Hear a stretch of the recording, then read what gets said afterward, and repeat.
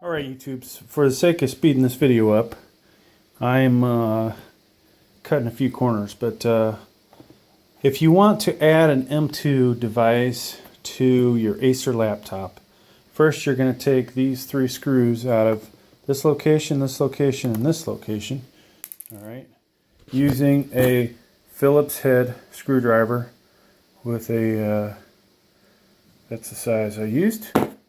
And then you're going to come over here to this corner, you're going to pull on it, it's going to click, and then come out, okay? Now, this is where the M.2 device goes, that's what it's going to look like.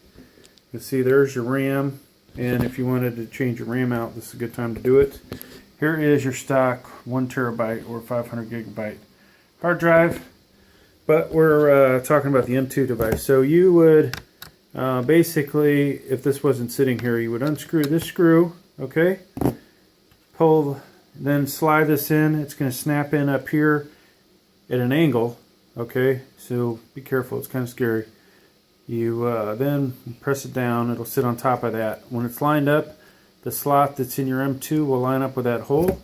Then you're just going to come in here and tighten it down with the screwdriver, okay? Then we're going to put the lid back on, and this is always the worst part of these because they never want to go on the right way. Make sure I did that right. Okay, this side goes in first. And snap that down. And then we're going to put our screws back in the holes. And that is all there is to it, folks, as far as easy part of this install. Now I'm just using this as a secondary drive.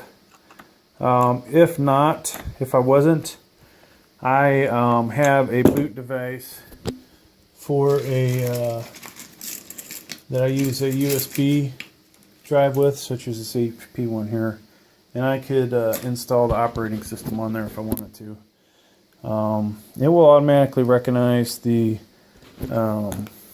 Microsoft Office code, at least most of the time it will, the original one. So that part is good, so you don't have to go fumbling looking for it.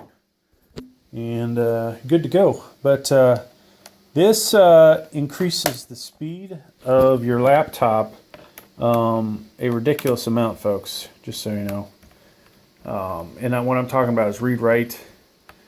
It won't help that much with gaming except for load times. In some games it may help, but overall this is going to make this thing into one hell of a desktop, and definitely will be more powerful desktop workstation. This happens to be an i7, 12 gigs of RAM, and so that's how you do it, folks.